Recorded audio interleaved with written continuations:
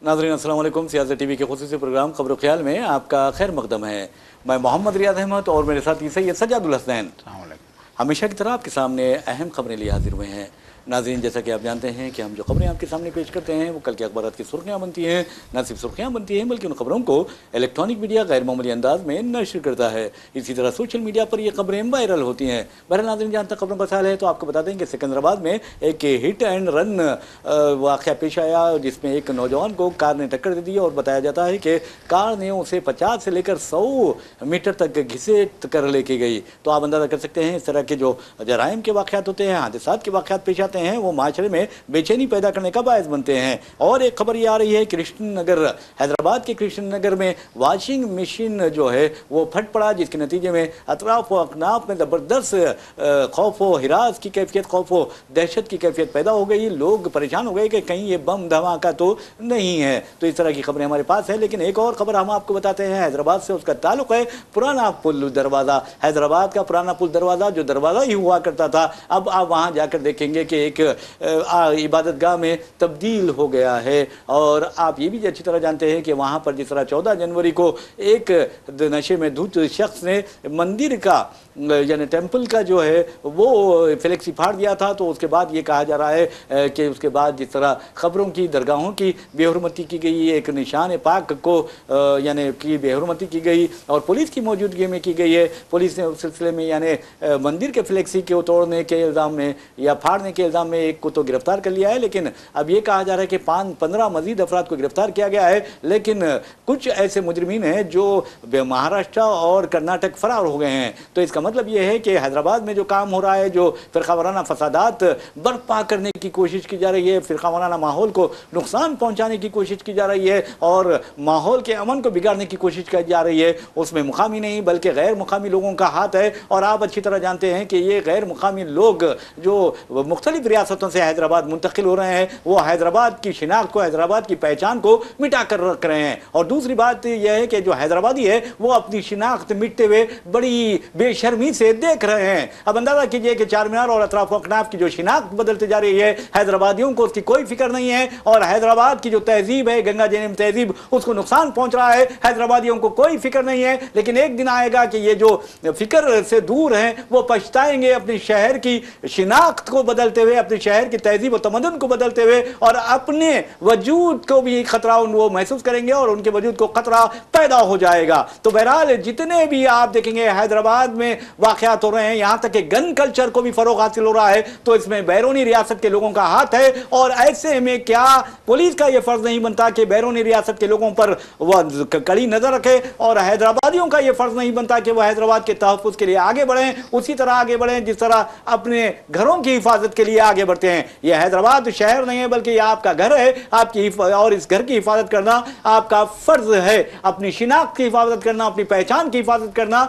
आपका फर्ज है। जबकि शर्म की बात है कि हैदराबाद में कई ऐसे तारीखी मुकामात है, अकॉर्डिंग टू हिस्टोरिकल मॉन्यूमेंट्स का अगर आप देखेंगे तो वहां पर आप तामीर नहीं करते, 100 मीटर के यानी करीब या दायरे में आप तामीर नहीं कर सकते। लेकिन हैदराबाद में 100 मीटर के दायरे में तारीखी मुकामात के, वो भी गैर मामूली तारीखी मुकामात के 100 मीटर के दायरे में तामीरात हो रहे हैं। और आप अंदाजा कीजिए कि नल और नल की लाइन बिछाई जा रही है, मूरियां बनाई जा रही है और बार बार बैरूनी रियासत के अफराद को जमा किया जा रहा है। तो क्या यह हैदराबादियों का और हैदराबादी पुलिस का फर्ज नहीं बनता कि इस तरह के वाकयात को रोके, और महकमे आसार कदीमा का यह फर्ज नहीं बनता कि वो इस तरह के जो कानून की खिलाफ वर्जी हो रही है उसे रोके। अफसोस की बात यह है कि ना पॉलिटिशियंस कुछ बोल सकते हैं इस मामले में, और वो जानबूझकर नहीं बोल रहे हैं। हो सकता है कि उनके हाथ गर्म कर दिए गए हों, हो सकता है कि उनकी जबान गर्म कर दी गई हो।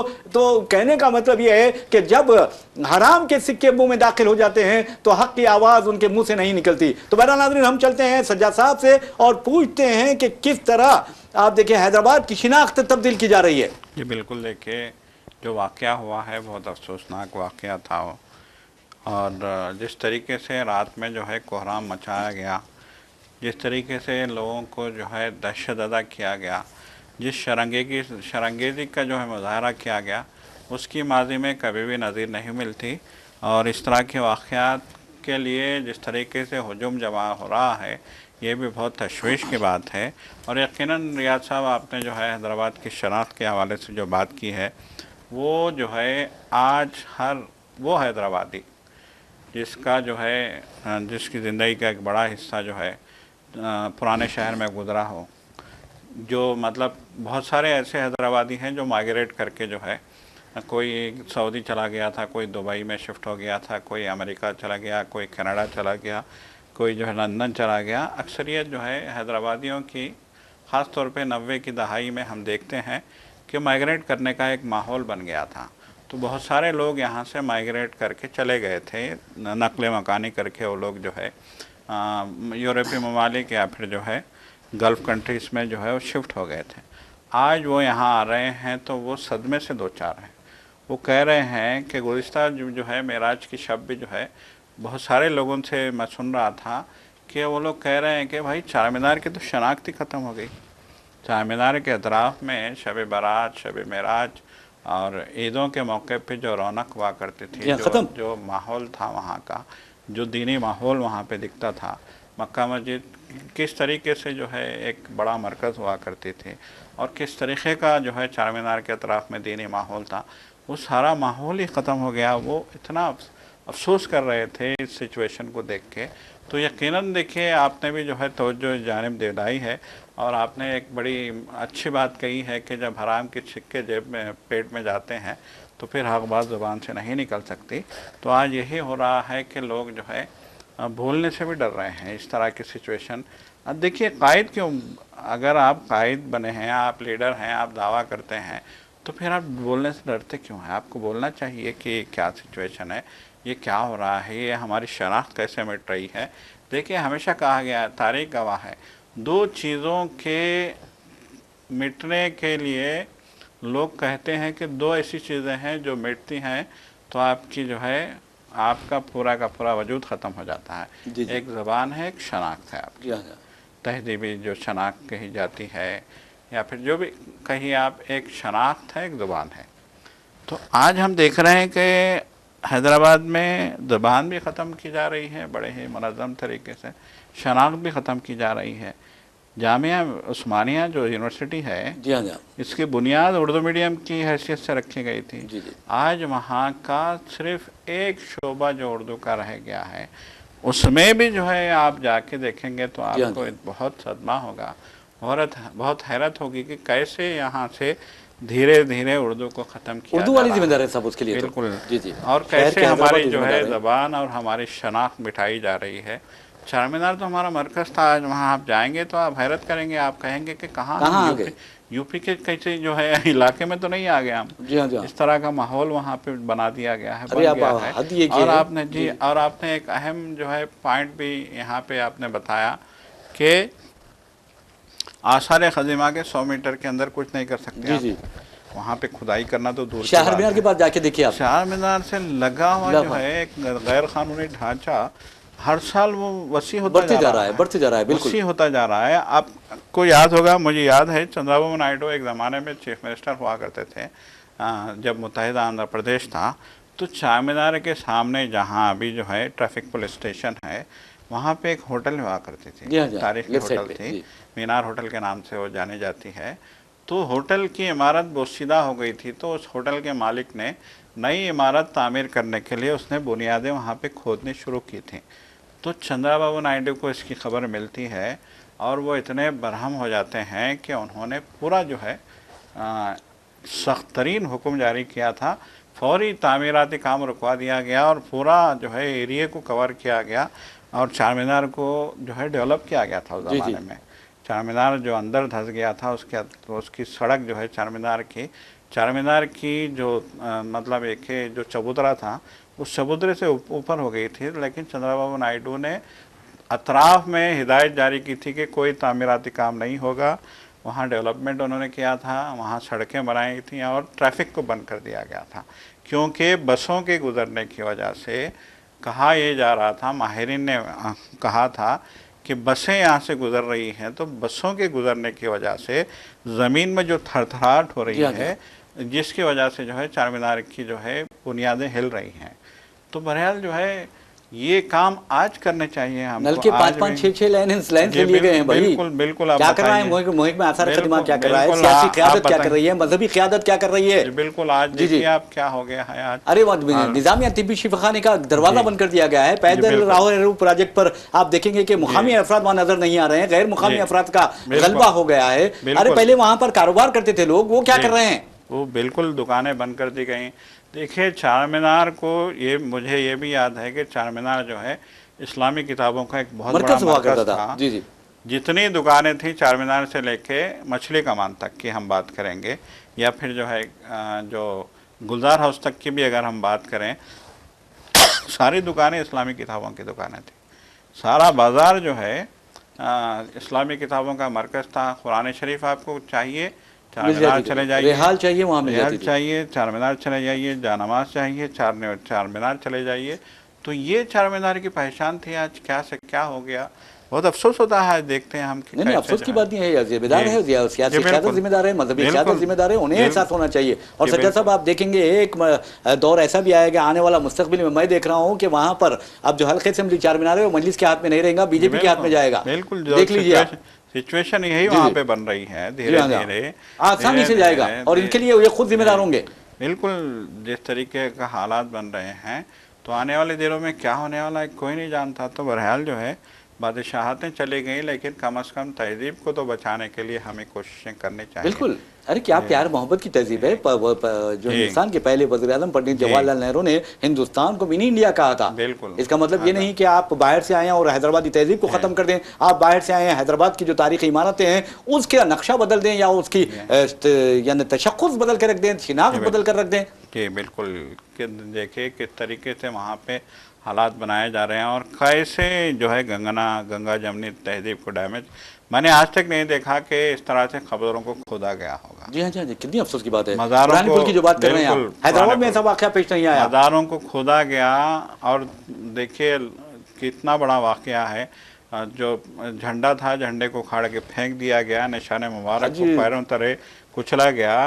ऐसा वाक़या तारीख में हैदराबाद ने कभी नहीं देखा। और नाज़रीन आपको बता दूं कि हैदराबाद की तारीख रही है कि हमारे जो हिंदू भाई है बहनें हैं वो अगर किसी की वहाँ पर गौसे पाक का झंडा होता, वहाँ पर अगर किसी की मज़ार होती तो बहुत ही एहतियात से वहाँ पर यानी चादर गुल पेश करते हैं, वहाँ ठहरते हैं। इवन आज भी कई ऐसी मसाजिद है, खुद जाकर पुराने पुल की मसाजिद देखिए, मस्जिद मुश्क मियाँ मुश्क जो है वहाँ पर अगर आप देखेंगे तो कई ख़वातीन, खुद आप धूलपेट की तरफ जाइए, कई और इलाकों में जाइए कि कई ख़वातीन मसाजिद के बाहर अपने बच्चों को लिए ठहरी रहती हैं नमाज असर के बाद या नमाज फजर के बाद, कि वो जो भी नमाज पढ़ कर आते हैं उनसे कहते हैं कि आप इन बच्चों पर फूकें ताकि ये बच्चे, क्योंकि उनको इस कदर अकीदा होता है आयत कुरानी पर कि ये लोग जब पढ़ते हैं तो फिर अल्लाह ताला इनके यानी हाथों में, इनके अल्फाज में शिफा देता है। तो बहरहाल आप देखेंगे कि ये लोग अपने बच्चों पर दम करवाते हैं और आज भी इसका सिलसिला जारी है। ये फूल दरगाहों पर पेश करते हैं, ये आज भी इनका सिलसिला जारी है।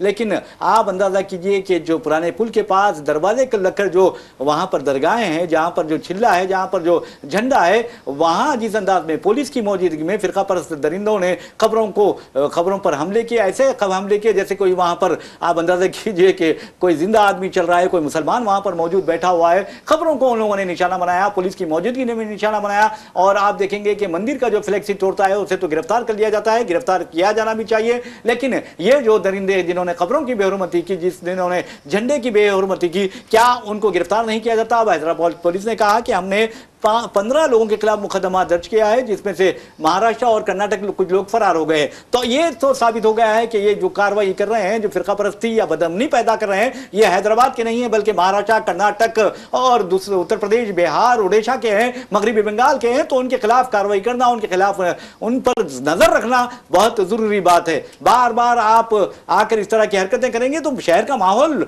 बहुत खराब हो जाएगा। जबकि शहर आप देखेंगे तेलंगाना जो है तरक्की की राह पर गामजन है। हिंदुस्तान की जो दूसरी रियासतें हैं वहां पर हुजूमी तशद्दुद के नाम पर इंसानों को कत्ल कर दिया जाता है। बिल्कुल यकीनन। देखिए एक मुंबई के बारे में कहा जाता है कि कभी ये इक़्तिसादी राजधानी हुआ करता था, लेकिन बहुत ज़्यादा हुजूम, बहुत ज़्यादा आबादी, बहुत ज़्यादा जो है ट्रैफिक के मसाइल, बहुत ज़्यादा वहाँ के जो है मसाइल की वजह से वो मुंबई शहर पीछे रह गया। जी जी। लेकिन हम ये देख रहे हैं कि ख़ास तौर पे जुनूब के दो शहर, जिसमें एक बेंगलुरु है, एक हैदराबाद है, ये दोनों शहर तेज़ी से तरक्की कर रहे हैं और धीरे धीरे ये आईटी के बड़े मराकज़ बनते जा रहे हैं। देखिए, आज का दौर आईटी का दौर है। चंद्रबाबू नायडू ने बहुत पहले जो है इस बात का एहसास कर लिया था कि आने वाला दौर जो है इनकलाब का एक दौर होगा, जिसे आईटी इनकलाब के नाम से दुनिया याद करेगी। तो उन्होंने जो है हाईटेक सिटी का क़याम अमल में लाया था। उसके बाद से हम देख रहे हैं कि हैदराबाद शहर तेज़ी से दुनिया के बड़े शहरों में अपना जो है पोजीशन बनाता जा रहा है। आज हैदराबाद आप देखेंगे तो दंग रह जाएंगे रियाज साहब के आईटी की वजह से, मल्टीनेशनल कंपनियों की वजह से, गैर मुल्की सरमायाकारी की वजह से ये शहर आज इतना अज़ीमुश्शान शहर हो गया है। यहाँ जो है दवाइयों की फैक्ट्रियाँ लगाई जा रही हैं, यहाँ बहुत बड़े बड़े जो है तिजारती मराकज़ यहाँ पे कायम किए जा रहे हैं। इसकी वजह ये है कि शहर एक पुरअमन शहर है। यहाँ पे जो है लोग आते हैं काम करने के लिए, अमन अमान के साथ जो है वो यहाँ ज़िंदगी गुजार। देखिए, जिस शहर में अमन नहीं होगा वहाँ सरमायाकारी नहीं होगी, वहाँ तिजारत नहीं होगी, वहाँ तरक्की नहीं होगी।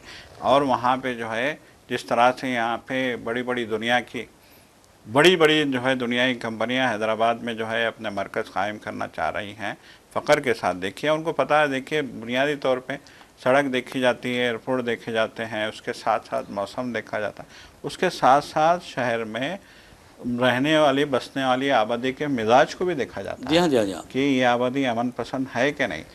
अब हम अगर यहाँ इस तरह से अमन को मुतासर करते रहेंगे, इस तरह का माहौल इस शहर में बनता रहेगा, तो फिर ये शहर तरक्की कैसे करेगा, है सबसे बड़ा सवाल है। देखिए, तेलंगाना पूरी रियासत की आमदनी का सबसे बड़ा जो है मरकज़ है हैदराबाद। जी हाँ, हैदराबाद को पूरी नुकसान पहुंचा रहे हैं ये लोग। रियासत की 70% आमदनी हैदराबाद से होती है और हैदराबाद की आमदनी से रियासत चलती है।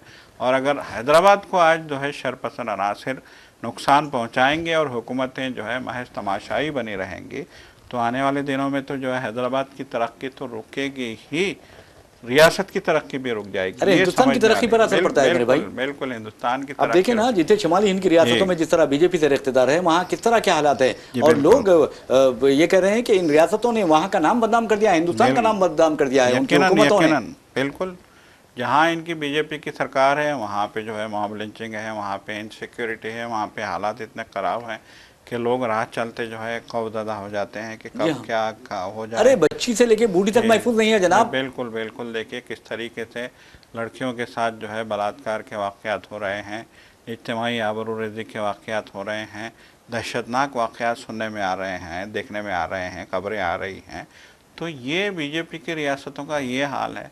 हम देख रहे हैं कि जहाँ बीजेपी हुकूमत में है वहाँ लोगों को जो है उनके हाल पे छोड़ दिया गया है। जी हाँ, जी हाँ। इतनी जो है बर्बादी की तरफ जो है वो रियासतें जा रही हैं। लेकिन हमारी रियासत अमन पसंद रियासत है। जब से तेलंगाना का क़याम अमल में आया सन 2014 में, शहर हैदराबाद ने तरक्की की है, बहुत तेज़ी से तरक्की की है। और तरक्की का राज यही है कि ये शहर अमन पसंदों का शहर है और इसके अमन को, अमान को मुतासिर करने की जो साजिशें की जा रही हैं उसको नाकाम बनाने के लिए यहाँ की हुकूमत को बहुत संजीदगी के साथ काम करने की ज़रूरत है।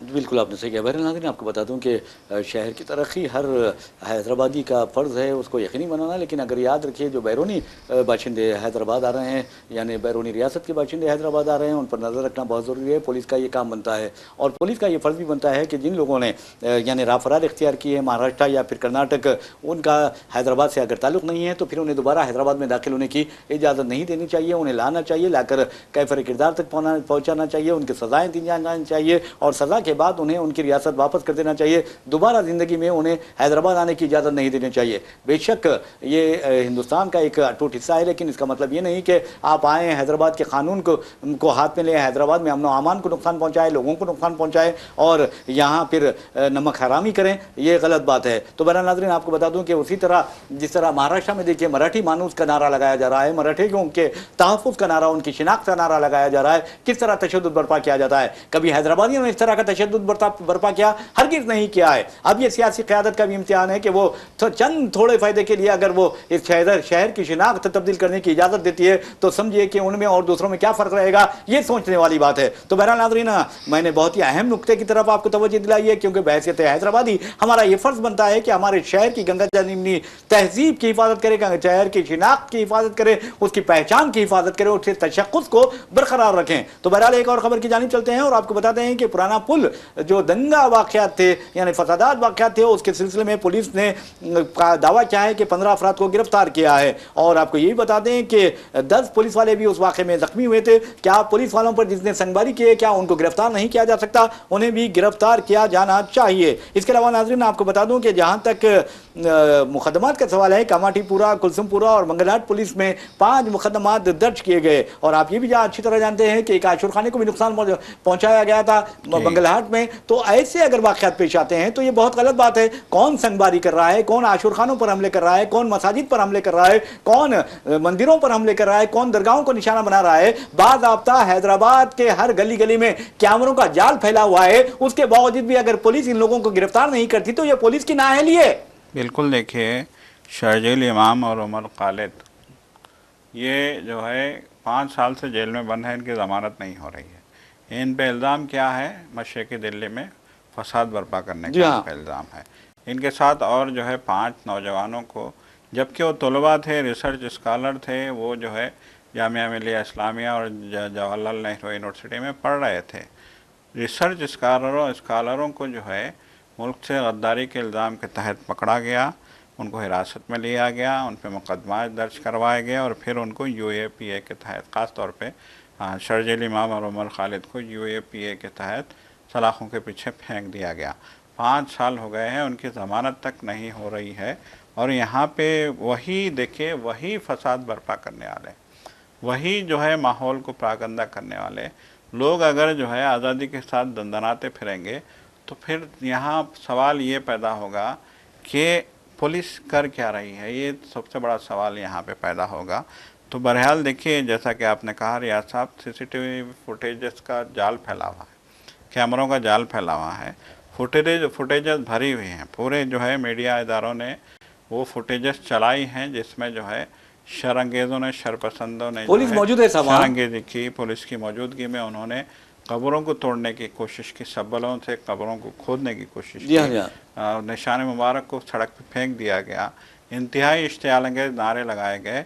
तो ये सारा कुछ जो है CCTV फुटेज में आ गया है। फिर इन नौजवानों को देखिए, चाहे कर्नाटक में हो, चाहे महाराष्ट्र में हो, चाहे मुल्क से बाहर हो, इनको हिरासत में लेके लाना और कैफर किरदार तक पहुंचाना है पुलिस की जिम्मेदारी। और ये कहा जा रहा है कि पुलिस ने टीमें तश्कील दी हैं, खुसूसी टीमें, स्पेशल टीम्स। बिल्कुल बिल्कुल। तो अच्छी बात है।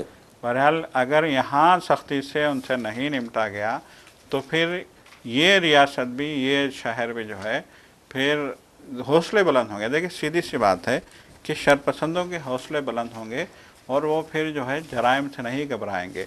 हर ज़माने में कहा गया है, देखिए कहा जाता है कि जो है कानून की तालीम का पहला सबक यही होता है कि मुजरिम को जुर्म करने के बाद सज़ा से अगर वो बच निकले तो फिर वो ख़तरनाक मुजरिम हो जाता है। जी हाँ, बिल्कुल। तो मुजरिम को जुर्म की सज़ा मिलनी चाहिए हर हाल में, ये कानून का पहला सबक है।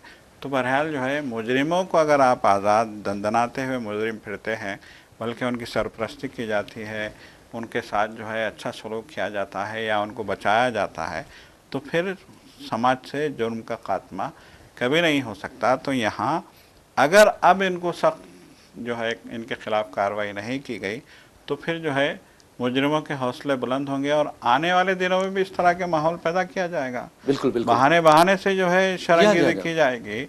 उस रात के बारे में लोग कहते हैं कि पूरा माहौल उस इलाके का जो है खौफनाक कर दिया गया था, खौफनाक कर दिया गया था। रास्ता चलते लोग खौफज़दा थे, घरों में रहने वाले खौफज़दा, गाड़ियों को जला रहे हैं भाई, दहशत का माहौल हो गया था। तो यकीनन ये सोचने वाली बात है कि ये माहौल कौन बर्पा कर रहा है। अब अगर उनको सख्त सज़ा मिलेगी तो आगे ऐसे काम नहीं होंगे।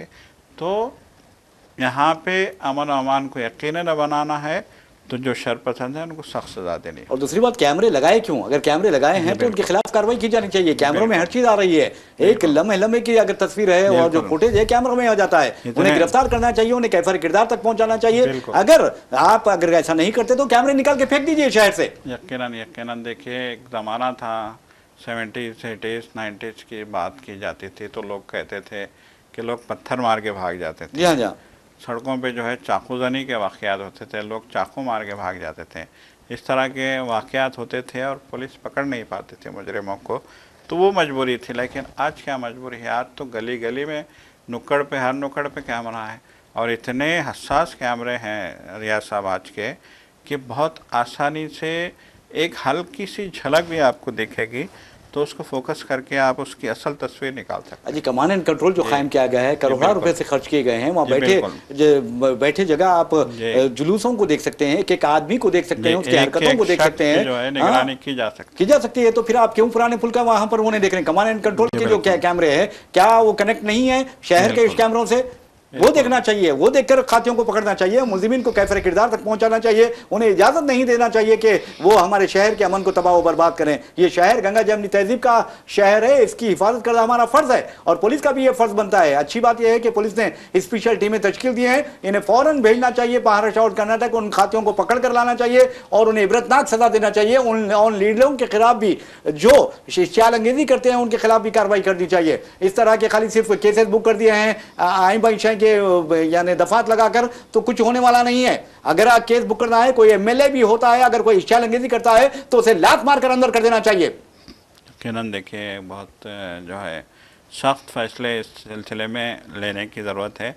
अगर अब फैसले नहीं लिए गए तो फिर आगे आने वाले दिनों में क्या होगा कोई नहीं जानता। बहरहाल नाज़रीन, एक और खबर की जानिब चलते हैं। हमारे वज़ीर-ए-आज़म नरेंद्र मोदी की खामोशी सारी दुनिया में मशहूर है। वो खामोश रहते हैं, ये भी कहा जाता है, वो कुछ बोलते नहीं, ये भी कहा जाता है और उनके बारे में कहा जाता है उनकी तबीयत में खामोशी है। लेकिन आपको बता दें कि ट्रंप अजीब गरीब हरकतें करते हैं, हिंदुस्तानियों की इज्जत नफ्स पर हमला करते हैं, वज़ीर-ए-आज़म का कचरा कर देते हैं, यानी उनको जलील कर देते हैं, हिंदुस्तानियों को जलील करने की कोशिश करते हैं। उसके बावजूद भी वज़ीर-ए-आज़म नरेंद्र मोदी है कि चिगटपन उनमें इस कदर ज्यादा है कि वो खामोश रहते हैं, आवाज नहीं करते, मुंह नहीं खोलते। लेकिन जैसा कि हमने कहा है कि अगर वज़ीर आज़म का मुंह खुलवाना है, उनकी जबान से कुछ बुलवाना है या उनको कुछ बोलने लगाना है तो समझिए कि इंतखाबात का ऐलान कर दीजिए। वो जाएंगे, चीख चिल्लाएंगे और अपना मुंह खोल देंगे, अपनी जबान खोल देंगे, मुंह खोलेंगे, कुछ बोलेंगे। तो चलिए हम आपको लिए चलते हैं मगरिबी बंगाल में वज़ीर आज़म को बोलना आ गया, यानी वज़ीर आज़म जो खामोश थे अब खामोशी टूट गई। इसलिए हमें बहुत खुशी है कि वज़ीर आज़म की खामोशी टूट गई। अब जो ट्रंप कह रहे हैं उसका जवाब वज़ीर आज़म दे तो बहुत अच्छा है, क्योंकि वज़ीर आज़म इस कदर खामोश है कि ट्रंप ने 1 नहीं, 2 नहीं, 10 नहीं, 20 नहीं, 30 नहीं, 40 नहीं, 50 नहीं, 60 नहीं, 70 नहीं, बल्कि 81 मरतबा, 81 मरतबा ट्रंप ने वाज़े तौर पर कहा है कि मैंने हिंदुस्तान और पाकिस्तान की जंग रुकाई है। और 81 मरतबा वज़ीर आज़म खामोश रहे हैं। और कैसे खामोश रहे हैं आप अच्छी तरह जानते हैं। अब बोलने लगे हैं क्योंकि मगरिबी बंगाल में इंतखाबात है। मालदा में उन्होंने आज खिताब किया और कहा, वज़ीर आज़म के बारे में चीफ मिनिस्टर रेवंत रेड्डी ने कहा था कि हिंदुस्तान का अगर कोई सबसे बड़ा झूठा है तो वो हमारे वज़ीर आज़म नरेंद्र मोदी है। मैं तो नहीं कहता ये बातें, लेकिन चीफ मिनिस्टर रेवंत रेड्डी ने ये बात कही थी और मुझे इंटरव्यू देते हुए उन्होंने ये कहा था। तो बहरहाल नाज़रीन, आपको बता दूं कि इंडिया के बारे में वज़ीर आज़म नरेंद्र मोदी का कहना है कि हिंदुस्तान में जेनजी जो है, इंडिया ने जनरेशन जो नौजवान नस्ल है वो बीजेपी का, उसका बीजेपी में यकीन है। वज़ीर आज़म ने ये बात कही है। तो अब अंदाजा कीजिए कि वज़ीर आज़म अब जेनजी का भी इस्तेमाल करने लगे हैं, क्योंकि उनका डर है कि बांग्लादेश के जो हालात हुए, श्रीलंका के जो हालात हुए, नेपाल के जो हालात हुए, पाकिस्तान के जो हालात हुए, कहीं जेनजी उठ खड़ा हो जाए हिंदुस्तान में तो उनका क्या होगा। क्योंकि उन्होंने देख लिया है, जेनजी को अच्छी तरह मालूम है, नौजवान नस्ल को अच्छी तरह मालूम है कि वज़ीर आज़म शमशान और कब्रिस्तान की बात करते हैं, कपड़े देखकर पहचानने की बात करते हैं और अंदाजा कीजिए कि दरअंदाजी के नाम पर मुसलमानों को निशाना बनाते हैं, ज्यादा बच्चा पैदा करने वालों पर एतराज करते हैं। यह अलग बात है कि वो इससे बहुत दूर हैं। तो कहने का मतलब यह है कि वज़ीर आज़म खामोश थे, अब उन्होंने बोलना शुरू कर दिया, मगरिबी बंगाल में बोलना शुरू किया और कहा कि जेनजी जो है वो हमारे यानी हम में यकीन रखता है। तो सज्जाद साहब, आप देखिए कि मगरिबी बंगाल में उन्होंने ये कहा कि अगर बीजेपी एक मरतबा बरसर इख्तियार आ जाए तो हम दरअंदाजों का यानी के खिलाफ सख्त कार्रवाई करेंगे। अरे मेरे भाई, आप 2014 से इख्तियार में हैं, 11 साल हो गए हैं, चीन बार बार दरअंदाजी कर रहा है, उसके खिलाफ कुछ नहीं करते और मगरिबी बंगाल में कह रहे हैं कि हम सख्त कार्रवाई करेंगे। देखिए, एक आलमी पस मंज़र की तरफ मैं आपको ले जाना चाहूँगा। जी ईरान में बहुत ज़्यादा जो है हालात ख़राब हुए थे, जी इंतशार बर्पा किया गया। जी जी वहाँ पे जो है ट्रम्प ने यहाँ तक कह दिया था कि हम आएंगे वहाँ पे, हम जो है अपनी आर्मी जी। भेजेंगे और उनकी हुकूमत ख़राब करेंगे, ख़त्म करेंगे। तो चीन ने कहा कि ईरान में किसी को दाखिल होने की जो है हिम्मत नहीं, जसारत नहीं होनी चाहिए, हमें इजाज़त नहीं दे सकते। उसके बाद अचानक जो है वहाँ के हालात शांत हो गए। तो अब यहाँ देखिए हमारी खारिजा पॉलिसी क्या है, सबसे बड़ा सवाल ये है। चीन जो है पूरे के पूरे इलाकों में, अभी तो नई खबर ये आई है जी जी कि चीन ने लद्दाख के जो गुलवान के इलाके जी हाँ, वादी गुलवान, वहाँ पे जो है इमारतें बनानी उसने बाज़ाब्ता शुरू कर दी। वज़ीर आज़म कहते हैं कि एक इंच ज़मीन भी कब्जा नहीं किया। एक इंच, अब वज़ीर आज़म ये दावा करते हैं। अब वज़ीर आज़म यहाँ बंगाल में आएंगे तो बंगाल के हिसाब से बात करेंगे कि हम दरअंदाजों को घुसने नहीं देंगे। तो 14 साल से आप क्या कर रहे हैं? 2014 से आप क्या कर रहे हैं? सवाल ये है कि 2014 से तो आप ही इक़्तिदार में हैं। अब आपको जेंजी की जो है क्यों ख्याल आया, ये भी जो है समझने वाली बात है। खौफ की वजह से शायद मैं समझता तो हूँ। बहरहाल जो है ये अजीब व गरीब मंतिक़ है वज़ीर आज़म की भी और उनके वज़रा की भी। वज़रा की भी बातें हम सुनते हैं तो हमें हैरत होती है कि किस किस तरह की जो है बातें वज़रा जो है करते हैं। तो बहरहाल जो है वज़ीर आज़म जो है, यकीनन आपने एक अहम बात कही है कि बोलते नहीं हैं वो, लेकिन बोलते हैं तो ऐसी बातें बोलते हैं कि जिसका जो है सर होता है ना पैर होता है। अम्मा मरो बाबा मरो, ये हैदराबादी लहजा है, हैदराबादी महावरा है, इसमें ये कहा जाता है।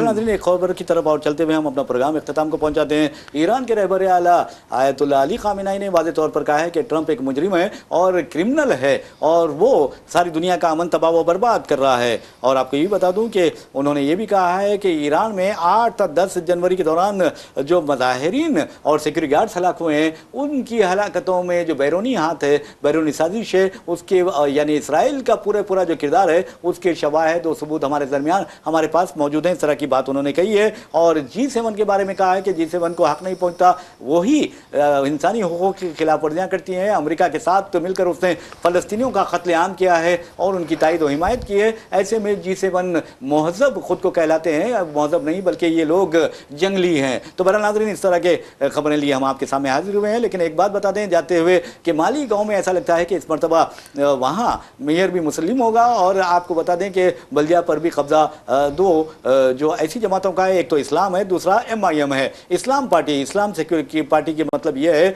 Indian secular largest assembly of Maharashtra, इसका नाम, ये पार्टी का नाम इस्लाम रखा गया है। और उसके जो सरबराह हैं आसिफ शेख, साबिक NCP MLA है, उनकी पार्टी ने 35 नशस्तों पर कामयाबी हासिल की और मजलिस इत्तेहादुल मुस्लिमीन ने 21 नशस्तों पर कामयाबी हासिल की। बीजेपी को सिर्फ 2 नशस्तों पर कामयाबी मिली, जबकि शिवसेना और शिंदे ने 18 नशस्तें हासिल करते हुए कामयाबी का एक रिकॉर्ड कायम किया है। बहरहाल कांग्रेस 3 और SP 5 नशस्तों पर कामयाबी हुई है। 84 रुकनी म्यूनसिपल कॉरपोरेशन में मालीगांव के 43 का जो वर्ड है, लफ्ज़ है या अदद है, वो जादुई अदद है। अब देखना यह है कि वहाँ क्या होता है। तो बहरहाल नाज़रीन, इसी के साथ हम अपना प्रोग्राम खबर ख्याल इख्तिताम को पहुँचाते हैं। अपने मेज़बान मोहम्मद रियाद अहमद और मेरे साथी सैयद सज्जादुल हसनैन को इजाज़त दीजिए। इंशाअल्लाह फिर मुलाकात होगी, फिर बात होगी। तब तक के लिए अल्लाह हाफ़िज़। अल्लाह।